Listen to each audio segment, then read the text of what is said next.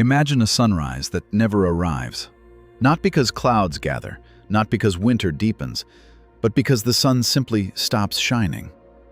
One moment, the familiar disk delivers about 1,361 watts of power to every square meter at the top of Earth's atmosphere. The next moment, nothing new comes from that direction at all. As we begin this journey, take a moment to settle in.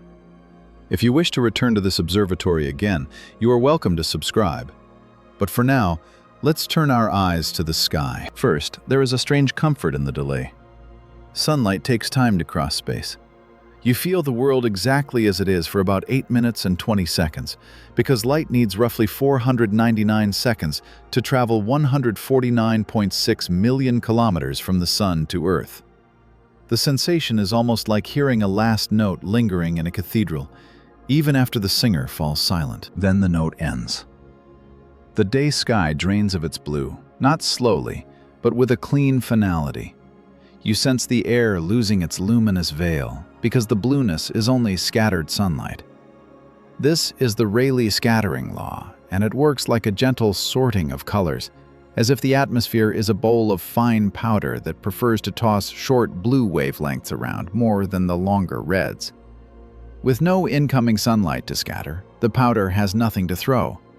The sky becomes a deep velvet black, even at noon. Yet gravity does not vanish. Earth continues its orbit almost unchanged because gravity is not a beam of light that switches off. It is the shape of space-time around mass. You feel continuity, a steady inward pull, the same 9.8 meters per second squared under your feet. This is general relativity, and it works like a heavy object resting on a taut fabric, making a curved basin that guides everything nearby into graceful arcs. Even if the sun stops shining, its mass remains for a while, and the basin stays. Now, let us be precise about what this scenario means. A sun that suddenly burns out is not how stars truly die, but we can imagine an extreme case as a thought experiment. The core fusion that normally converts about 4 million tons of mass into energy every second through E equals mc squared simply ceases. That name matters, mass-energy equivalence, and it works like a locked account. Mass and energy are the same currency, exchanged at the speed of light squared, an unimaginably large rate. In the first hour, the world still feels mechanically familiar, but the light and warmth evaporate. The surface begins radiating its heat away into space. You can picture it as a warm stone set on a cold windowsill. This is the Stefan Boltzmann law, and it works like a quiet honesty. The hotter you are, the faster you glow away your heat, with power rising as temperature to the fourth power. Within a day, the average surface temperature drops sharply. Earth begins near about 288 Kelvin, around 15 degrees Celsius. With no sun, temperatures plunge below freezing across much of the planet. After about a week, the global average can slip toward 250 Kelvin, near minus 23 degrees Celsius, and it keeps falling. Weather becomes a new kind of breathing, not driven by sunlight, but by the planet's stored heat leaking out, and by the last motions of the atmosphere. Now you feel the winds changing character. At first they howl, as pressure systems collapse and reorganize without the sun's daily rhythm. But soon the energy source is gone. Jet streams weaken, storms lose their engine. The air grows still, not because the atmosphere disappears, but because the temperature gradients that feed winds flatten into cold uniformity. The oceans, those vast reservoirs, hold on longer. Water has a high heat capacity, about 4,186 joules per kilogram per Kelvin, meaning it takes a great deal of energy to change its temperature. The sensation is like a giant thermal blanket, slow to cool, slow to surrender. Yet even this blanket stiffens. Sea ice spreads from the poles, thickening month by month. As sunlight vanishes, plants cannot photosynthesize. You do not need drama to sense the consequence. It is simply that the green world stops drinking photons.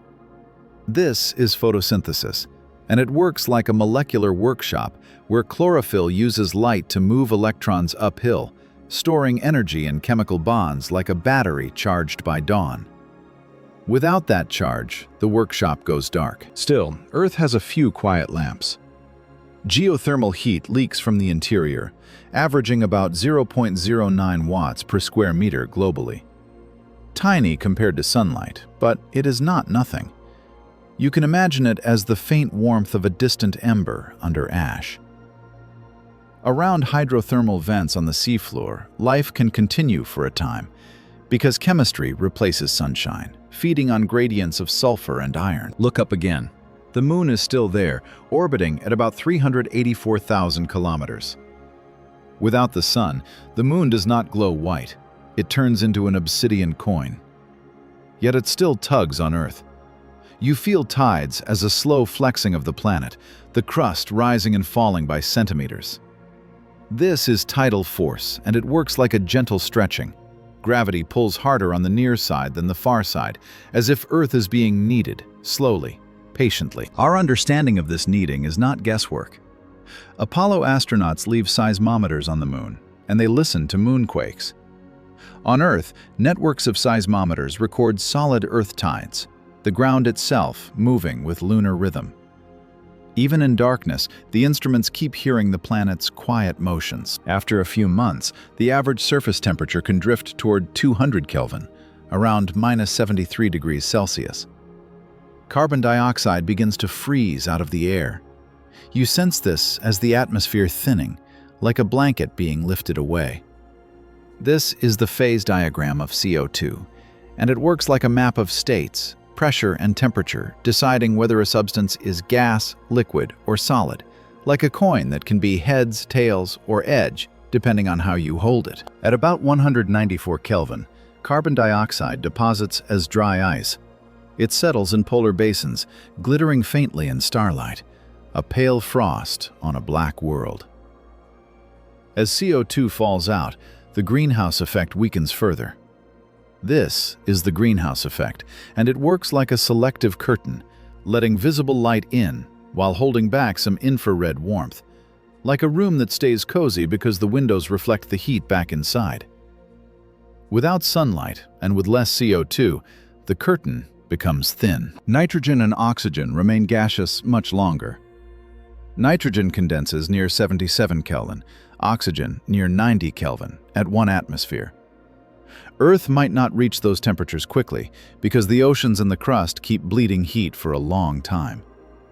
But the surface keeps trending downward, decade by decade. Now consider the sun itself, the star at the center that is no longer shining. If fusion halts, the outward pressure of hot radiation no longer supports the core. You can almost feel the inward squeeze. This is hydrostatic equilibrium, and it works like a perfectly balanced inhale and exhale, gravity pressing inward, pressure pushing outward, a star resting in the middle of its own breath. Without that outward push, the sun contracts. Gravitational potential energy turns into heat as it shrinks. This is the Kelvin-Helmholtz mechanism, and it works like a bicycle pump warming in your hand as you compress air. Except here, it is a star compressing itself, releasing warmth as it tightens. But there is an ending to contraction. When the core becomes dense enough, electrons resist being squeezed into the same states. You sense this as a firm, quiet stubbornness in matter itself.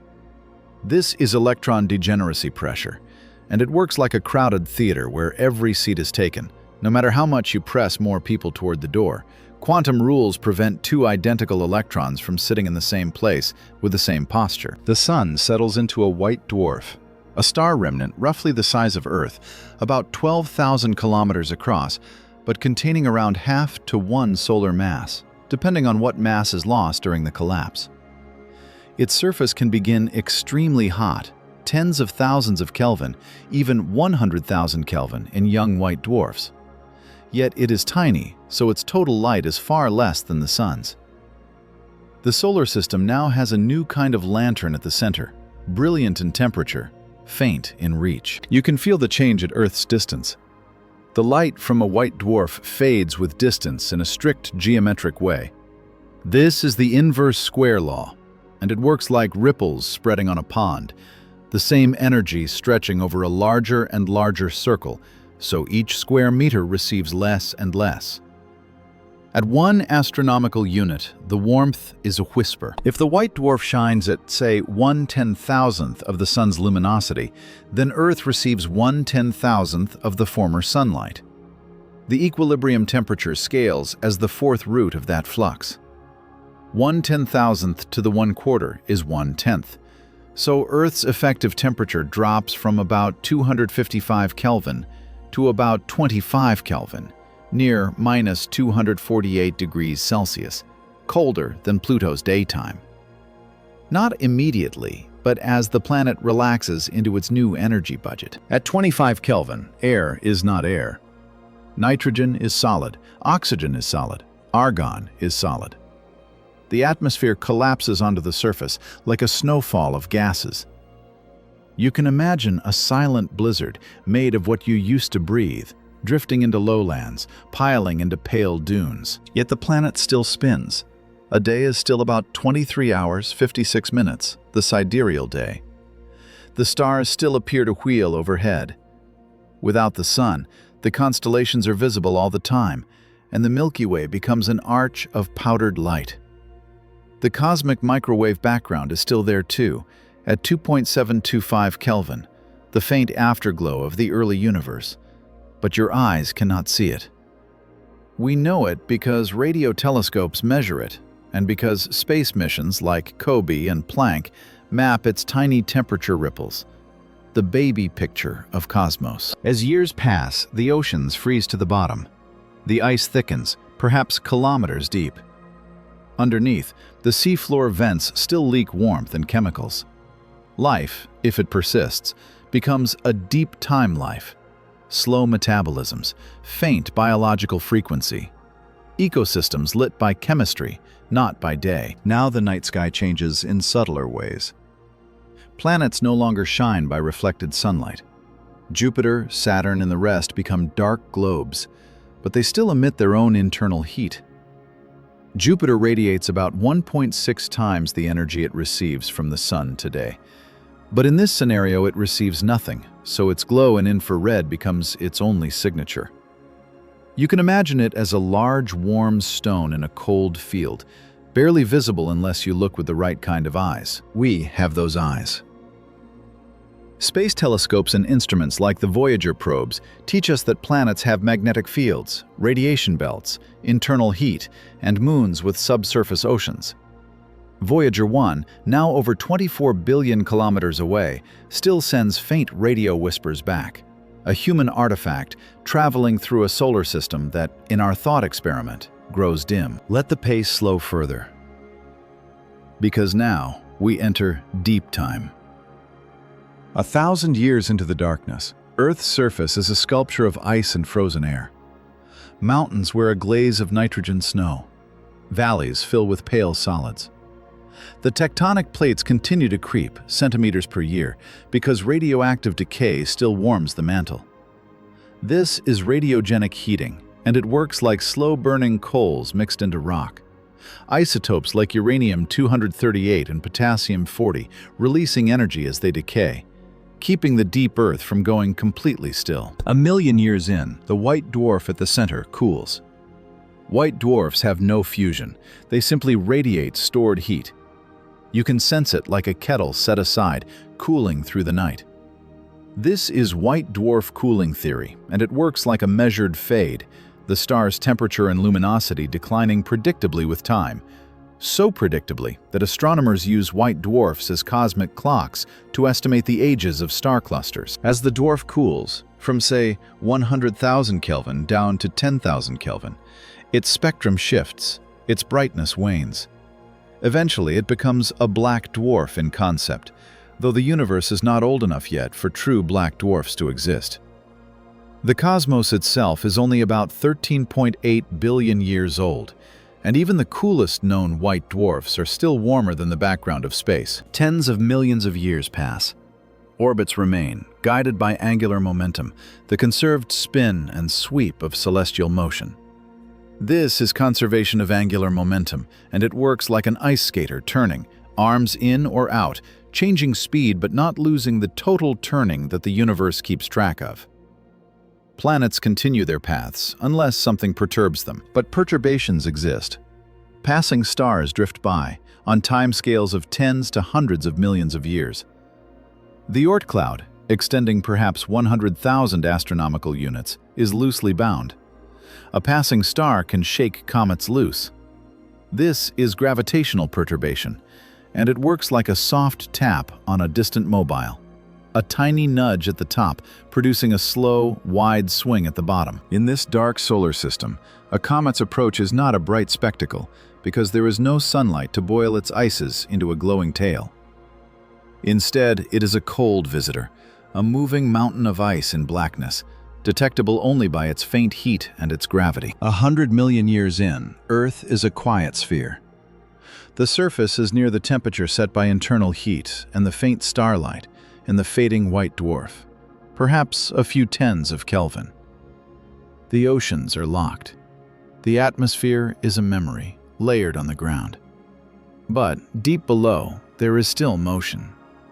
Mantle convection continues. The core continues to churn for a long while, sustaining magnetism. This is the geodynamo, and it works like a slow electric lullaby. Conductive liquid iron moving in loops, generating magnetic fields which guide charged particles in spirals, a resonance between motion and field. Even in darkness, the aurora can exist, if particles arrive. But without the solar wind, the source is mostly cosmic rays and whatever remains from the sun's faint outflow, now diminished. The sky is mostly still, a black dome stippled with stars, the Milky Way like powdered bone across velvet. Now, in the final stretch, let us gather the meaning gently. A sun that burns out leaves a solar system that continues to obey the same laws: gravity, thermodynamics, quantum mechanics. The drama is not a collapse into chaos, it is a cooling into stillness. The white dwarf twilight is not a fiery end, it is a long fade, a candle becoming an ember becoming a memory of warmth. And we, as observers, know these laws because people measure them. Astronomers track white dwarfs in nearby neighborhoods of the galaxy. Physicists test quantum pressure in laboratories. Engineers send spacecraft into the cold and listen for radio tones that take hours to return. Knowledge is a kind of light too, traveling through time. So allow the final image to soften. Earth drifts through its orbit, a dark pearl wrapped in ice, turning beneath a sky that never brightens. At the center, a small, dense white dwarf cools, faint and steady, like a distant porch light left on for no one in particular. Starlight sprinkles the horizon, and so, the universe continues its silent breathing, waiting for us to dream.